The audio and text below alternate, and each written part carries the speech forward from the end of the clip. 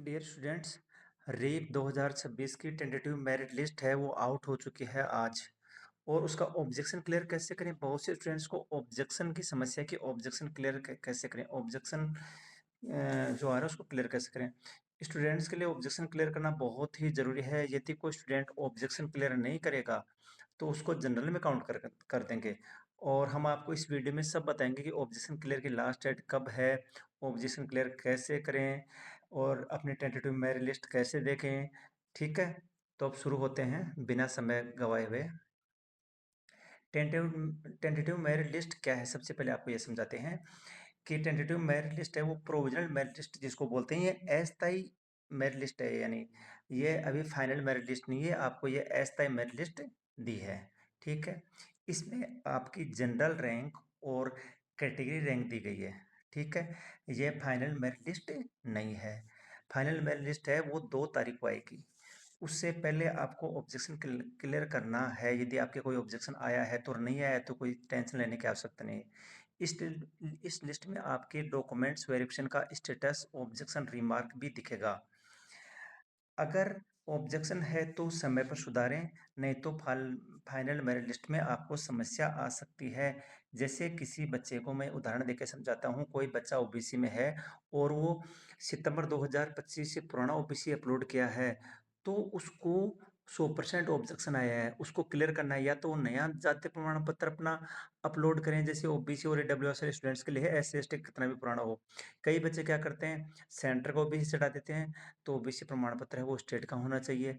तो इसका समाधान क्या है वो भी मैं आपको बता देता हूँ। इसका समाधान ये है कि यदि किसी से 1-2 दिन में नहीं बन रहा है तो 50 रुपये के स्टाम्प पेपर पे नोटरी करवा के वो साथ में अटैच कर दें। यानी तीन अभिवर्ती आजकल क्या है कि ओबीसी और ईडब्ल्यूएस प्रमाण पत्र 3 साल के लिए अब अभिवर्ती होते, 3 साल तक के लिए शपथ पत्र लगाते हैं। तो एक शपथ पत्र का फॉर्मेट आता है, वो हमारे टेलीग्राम के उसमें लिंक में आपको मिल जाएगा। टेलीग्राम का लिंक मैं दे दूंगा।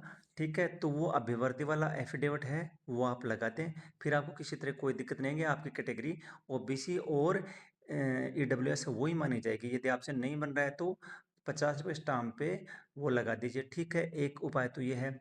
और एक ज़्यादातर ऑब्जेक्शन आ रहा है आपका आय प्रमाण पत्र में। आय प्रमाण पत्र है बच्चों के पास में, 1 पेज का लगा दिया, कईयों ने साइन सही नहीं करवाए, तो 1 पेज वाला नहीं, 4 पेज का ऑफिशियल साइट पे दिया है, वो 4 पेज का आय प्रमाण पत्र आपको अपलोड करना है। ठीक है, अब ऑब्जेक्शन क्लियर कैसे करें ये आपको बताते हैं। ऑब्जेक्शन कैसे चेक करें? रीप की ऑफिशियल वेबसाइट reprajasthan.co.in पर जाएं और वहाँ स्टूडेंट लॉगिन पर क्लिक करें। ये देखें ऑप्शन मैंने दे रखा है स्टूडेंट लॉगिन, ऐसा आएगा। उसमें आप अपने फॉर्म नंबर और पासवर्ड जो है वो डालें, यहाँ कैप्चर है वो डालें। कैप्चर डालने के बाद में लॉगिन करें। लॉगिन करने के बाद में आपका फॉर्म नंबर और पासवर्ड कैप्चर डालने के बाद में डैशबोर्ड में चेक ऑब्जेक्शन स्टेटस या री अपलोड डॉक्यूमेंट्स पर क्लिक करें। डैशबोर्ड पर चेक ऑब्जेक्शन स्टेटस या री अपलोड डॉक्यूमेंट्स पर क्लिक करें। यहाँ पर क्लिक करने के बाद में रजिस्ट्रेशन कैंडिडेट डॉक्यूमेंट्स पर क्लिक करें। जहाँ आपके प्रत्येक डॉक्यूमेंट्स के सामने रिमार्क लिखा हुआ आएगा, यदि किसी को ऑब्जेक्शन है तो लिखा हुआ आएगा।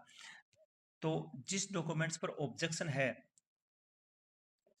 उसे सही और स्पष्ट पीडीएफ फॉर्मेट में दोबारा अपलोड करते हैं। जैसे किसी के ओबीसी में है तो आगे लिखा होगा ऑब्जेक्शन या रिमार्क, ओबीसी में लिखाएगा, उसका कारण भी लिखाएगा कि आप ओबीसी पुराना है। तो ओबीसी पुराना है तो मैंने आपको बता दिया, ओबीसी डब्ल्यूएस वालों को आ सकता है ऑब्जेक्शन। आपने पुराना अपलोड कर दिया तो उसके साथ शपथ कर दीजिए या फिर नया बना कर दीजिए, नया आपके पास बन गया तो। ये तो ओबीसी डब्ल्यूएस का है। और यदि किसी का आय का है तो आय का 4 फॉर्मेट में है पेज में। किसी के क्या है कि फॉर्म भरते समय किसी ने गलती से अपने जो जेई के रोल नंबर हैं वो गलत भरते हैं तो उनको देख लीजिए। अपने किसी ने कैटेगरी मेल फीमेल में गलती कर दी है, और किसी ने जैसे उसके बोर्ड में, जैसे बाहर एक सीबीएसई बोर्ड है, राजस्थान बोर्ड भर दिया, किसी ने रोल नंबर गलत भर दिया, तो वो सभी डिटेल से एक बार आप चेक कर लें। चेक स्टेटस में जाके चेक कर लें। ये यदि कोई भी ऑब्जेक्शन है तो क्लियर हो जाएगा, कोई दिक्कत नहीं है। सभी डॉक्यूमेंट्स आप सभी डॉक्यूमेंट्स और जो भी आपके क्यूरी आ रही है, जो भी ऑब्जेक्शन आ रहा है, रिमार्क आ रहा है, तो उसको आप सही कर सकते हैं और फिर सही करने के बाद में सेव कर दें। ठीक है? केवल सही डॉक्यूमेंट्स ही अपलोड करें, धुंधले या गलत डॉक्यूमेंट्स स्वीकार नहीं किए जाएंगे। ठीक है? अब किस डॉक्यूमेंट्स पर ऑब्जेक्शन आ सकता है? जैसे 12वीं की मार्कशीट है, जेईई मेंस का स्कोर कार्ड यदि लागू है तो, ओबीसी, ईडब्ल्यूएस, एससी एसटी का सर्टिफिकेट है या इनकम सर्टिफिकेट यदि लागू हो तो, अन्य आवश्यक दस्तावेज जैसे कि आपके फार्म में मांगा गया और कोई दस्तावेज है तो, जैसे किसी के एक्स सर्विसमैन है, वो पुराना लगा दिया एक्स सर्विसमैन का सर्टिफिकेट या सही नहीं दिख रहा है, तो वो सब ऑब्जेक्शन है वो आप क्लियर कर सकते हो। आपके डेस्कटॉप के सामने रिमार्क में ध्यान से देखें और उसके अनुसार आप ऑब्जेक्शन क्लियर कर सकते हैं। अब इम्पोर्टेंट एड्स आपको मैं बता दूं, ये बहुत ही ध्यान रखने योग्य बात है। इम्पोर्टेंट ऑब्जेक्शन क्लियर करने की 1 जुलाई लास्ट डेट है। 1 जुलाई के बाद में आपका ऑब्जेक्शन क्लियर नहीं होगा। मैं आपको पहले बता रहा हूँ कि हर वर्ष कम से कम भी 5 से 10% बच्चे ऐसे हैं जो आपके ऑब्जेक्शन क्लियर नहीं करते, या तो वो अपनी अस्थायी मेरिट लिस्ट देखते नहीं, या देखते तो सही से उनको ऑब्जेक्शन क्लियर नहीं करवाते।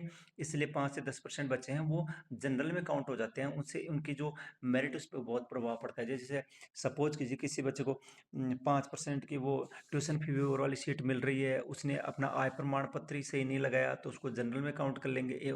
उसका जो है ना 8.5 लाख से ज़्यादा वाली आय में कर लेंगे तो उसको वो सीट नहीं मिल पाएगी।